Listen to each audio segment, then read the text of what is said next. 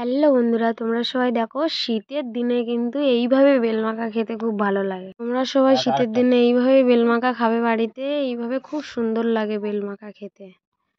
তো দেখো তোমরা সবাই কিভাবে বেলমাখা হচ্ছে। লঙ্কা পোড়া, ধনিয়া পাতা, আর দেখো কি কি দেওয়া হচ্ছে। এটা হলো জলজিরা, আর দেওয়া হলো লবণ, লঙ্কা পোড়া, ধনিয়া পাতা।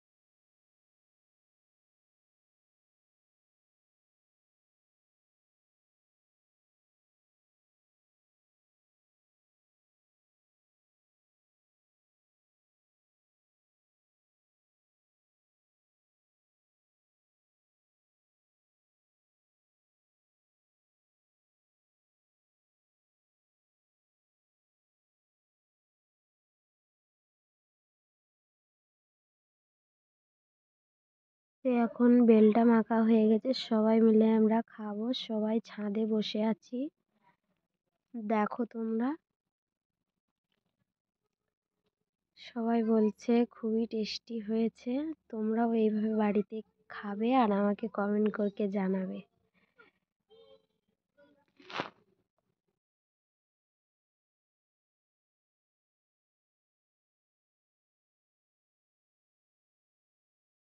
তো অবশ্যই ভুলবেন না কমেন্ট করতে। আবার কোনো দেখা হবে পরের এপিসোডে। বাই। তো মশলাটা মাখানো হচ্ছে দেখো।